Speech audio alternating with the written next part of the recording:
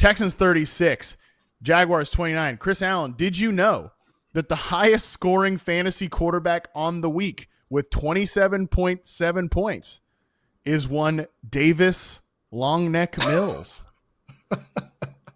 Of course. I mean, why not? Well, especially if he also got the memo of just throw it to your good players. I mean, Nico Collins with some, just some GAM catches. I mean, what if you just wind up doing something like that?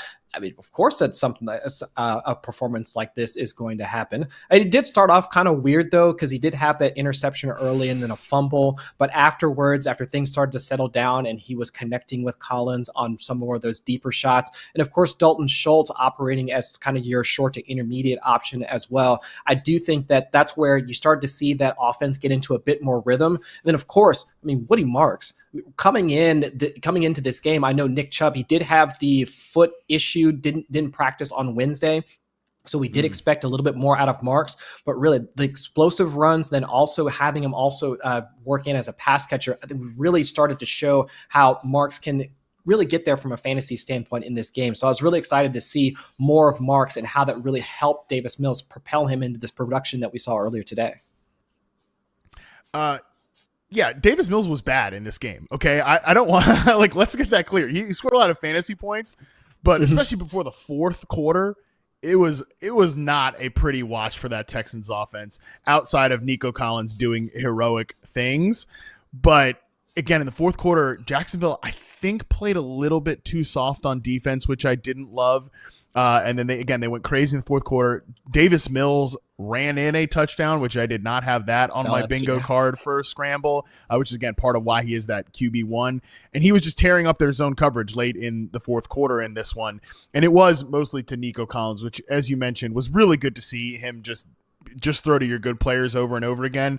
CJ Stroud can do that. This is not one of those situations where it's, oh my God, Davis Mills is good for CJ Stroud. It's just Nico Collins was the only guy that was on the field for more than 55% of the routes in the wide receiver room, as we're showing on the screen right now. He was the alpha, target on 33% of his routes, ran around on 92% of the dropbacks.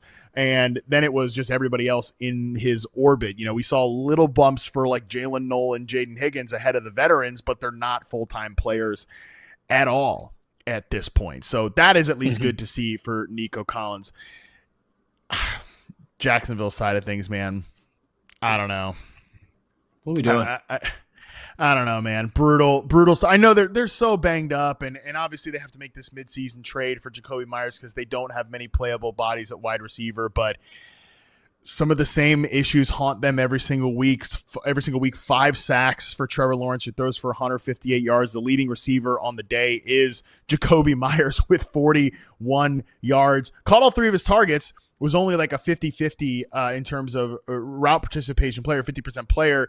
He was inside out, which was good to see, but it was Parker Washington that led the team in routes, targets, and slot rate on the day, which was important to see because Parker Washington had an awesome game here. Had a sick touchdown catch, also took a punt back for a touchdown, but that was what was able to get Jacksonville that lead. It wasn't necessarily that their offense was dominant in this one. No, because we saw a few things here and there from Travis Etienne. He gets the touchdown. And so the rushing production was at least there for the guy that most folks started. But outside of that, the passing game, and yeah, to your point, no Brian Robinson, and of course Travis Hunter on injured reserve. So they were down a number of pass catchers. Of course, Brenton Strange has been out for a while as well. So if you're trying to make things work with Parker Washington and Jacoby Myers, and he just got there a few days ago, it was a tough out for them facing this Texas defense that, even though I think they lost, it was at MJ Stewart, there's one of their safeties, I believe, went down in this game, but still you could see just how under pressure and under duress that Lawrence was for most of this game. So I'm not, and of course, even that interception that Trevor Lawrence threw, I'm not putting that on him. I mean, Derek Stingley is just a beast once he's out there on the field. Right. So it was going to be a tough out for the Jaguars as a whole, but still, the only guy that I really do have any confidence in starting would be Parker Washington for the slot role that he has. And then Jacoby Myers, yes, I definitely see the vision in how they can use him moving forward. But to your point, just around 50% of the routes. So until he starts to develop into that full-time player, it just might be maybe another week or two before we really start to get the production that we really want to see out of a wide receiver that we know to be solid in Jacoby Myers. Next game up here, Dolphins 30, Bills 13. Okay, admittedly, kind of took my eye off the ball on this one in terms of last week the Bills beat the Chiefs, and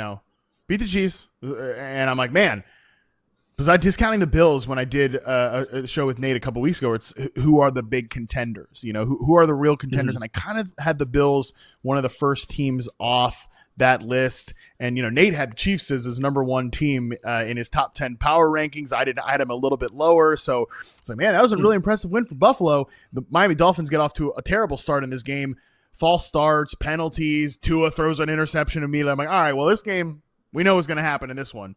Well, that's not what happened here, because the Dolphins win this game 30-13. Devon Achane goes absolutely insane in this one. Chris, how did the Dolphins pull off a major upset over the Buffalo Bills? It was really just Jalen Waddle and Devon Achane.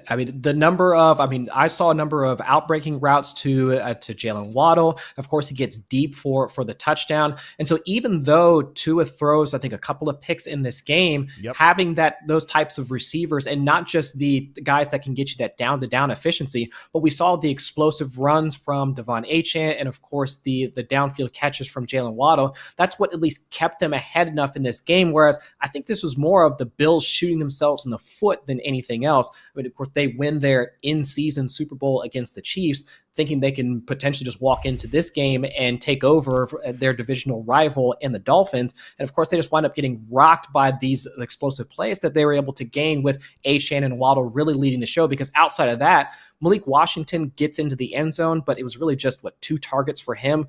Greg Dulcich, some folks might have been looking to him as a deep tight end streamer after he got those 4 to 5 targets in primetime against the Ravens. Nothing there. It's just really those 2 guys that were able to at least propel the Dolphins into this type of a game where I'm with you. I did not see this coming at all. Of course, I saw good games for Waddle and Achane, but a win for the Dolphins? Yeah, definitely didn't see this coming. No, not at all. Devon Achane forces a career-high 11 missed tackles, 100 yards after forcing a missed tackle. 225 yards from scrimmage overall. 195 of those came after contact. He just thumped a Bills run defense that has been bad all season long, and they just did not have a shot against Devon Achane. So huge game from him. As you mentioned, Jalen Waddle, 38-yard catch in this one. He was explosive. He's just been a consistent hit every single week outside of that one bad Cleveland weather game, as we're showing from our buddy Ian Hartitz here on the screen. He's just been a hit every single week outside of that one since Tyreek Hill has been hurt. On the Bills side of things, man, this was not a great offensive performance here. And this stat that we have here from Carl Jones, I think, perfectly shows this. According to Next Gen Stats, Josh Allen's average time to throw was 3.53 seconds today against the Dolphins. That is the longest time to throw of his career, which pretty much sums up the state of the Bills' passing game. I'll go one further here. Only 4 of the 17 pressures that got to Josh Allen came in under 2.5 seconds. So this was a lot of holding on to the ball forever, getting a lot of pressure because you're holding on to the ball forever, because we know the deal with this. Nobody's open. Nobody gets open on this Bills team. Keon Coleman had a nice, a big-time touchdown catch, but that was it. And that's the one play he's going to make every 3 games or so, because this is just the state of this pass game. There was bad weather in this one. Dalton Kincaid had one pass that it looked like he kind of tried to catch it with his body, and it just slips off of his arm, and he'd taken his gloves off and everything. So there was obviously some contextual factors here, but not an encouraging performance from the Bills offense. And I think shows some of the frustration from the fan base, where they just don't have a wide receiver. They have Dalton Kincaid, who's had a nice season, but they don't have like a wide receiver that they can count on to consistently get open and make plays for this team. Yeah, and I believe that the rumor was that the Bills offered their 2027 first for Jalen Waddle, and the Dolphins said no. Then, of course, he comes in and dunks on them earlier today. So that's kind of how things go. Do you believe that? But do you believe that happened, or do you believe that was a little bit of a, hey, guys, we tried, after getting a bunch of heat all week long? I would believe it if there were other similar offers to other potential wide receivers that they could have traded for. Because if it had come on the heels of, well, they were also looking at, I think we even talked last week about Rashid Shaheed or anything, because it's clear that they need some other pass catcher in this offense. And not to say that Rashid Shaheed and Jalen Waddle are the same archetype of receiver, but they still need help along this for this pass catching crew. Yeah. We talked earlier today. The passing game is really nobody outside of Dalton Kincaid and Khalil Shakir. And now with Dalton Kincaid having the hamstring issue, let's say he winds up missing time. Who from a fantasy standpoint are we going to have any confidence in starting from the Buffalo Bills? You want to start Dawson Knox? I mean, 3 for 37 in this game, and that was without Kincaid there. Jackson Hawes is the one that gets the touchdown, and he only had 2 freaking targets. The combination of Keon Coleman, Elijah Moore, Tyrell Shavers, and Curtis Samuel, those 4 guys totaled 100 yards on 12 targets. Who are you going to want to start from this Bills passing game if you don't have the top 2 target earners on the field? I mean, there is a reason why, again, I know you push back on this idea, but there's a reason why folks say that targets are earned. And in this case, it really bears out for the Bills specifically because of the rest of these ancillary pass catchers that Josh Allen is attached to. We always want to try and capture as much of a good quarterback's pass receiving core. But in this case, I don't want any of these guys. And even in this game, Khalil Shakir does give us a good stat line. But again, it's the week in, week out production from some of these players outside of Shakir and Kincaid that just, I don't want to trust any of that from a fantasy standpoint. So it's really just, again, it's still just down to Dalton Kincaid and Khalil Shakir. I wouldn't recommend starting any of these guys, assuming Kincaid has to miss time. No, I'm not pushing back on it in this situation. I don't think anybody's earning targets on this team outside of Shakir and Kincaid. I think that is really well said. Final game here in this section, Seahawks 44, Cardinals 22. Seahawks, man, just come out here and obliterate this Cardinals team on both sides of the ball here. We'll get to the defense in a second, but on offense, 44 points here. I believe the score was 38-0 at one point, if I'm not mistaken. It was or 38-7, something like that. Sam Darnold, 14.5 net yards per pass attempt in this one.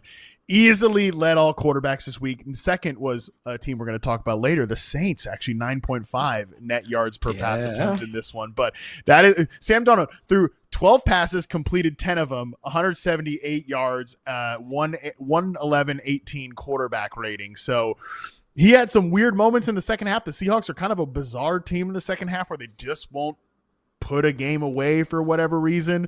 But right away, JSN gets a bunch of yards. They get up early, and they just kind of hang around with a lead the rest of the day. Jackson Smith-Njigba on play-action targets in this game. 5 targets, 85 yards, and a touchdown. 14.2 yards per route run on play-action. I mean, what? Cool. I don't understand, man. It's just, I know we're dealing with small samples, but it's still just fun looking at how efficient this offense is and just how quickly you can get run up on, like when you have a wide receiver like JSN. And of course, it was also good to see Rashid Shaheed getting mixed in as well. Didn't really see a ton from him from a pass catching standpoint. That was more like more Cooper Kupp as the wide receiver 2 in this game.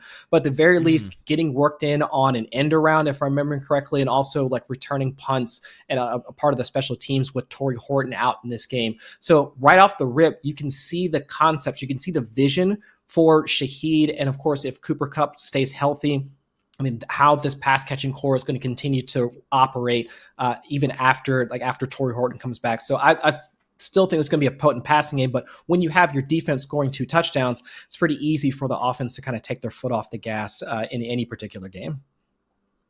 Yeah, I don't want to take too much from this game because it was so bizarre and obviously it was a complete blowout. Yeah. Like JSN runs the most routes on the team with 11 routes. Yeah. All right. Like, what are we talking about here? Yeah. Cooper Kupp is second. He's tied with Elijah Arroyo for 9. Rashid Shaheed has 8. So that's kind of what we're looking at in terms of the routes here.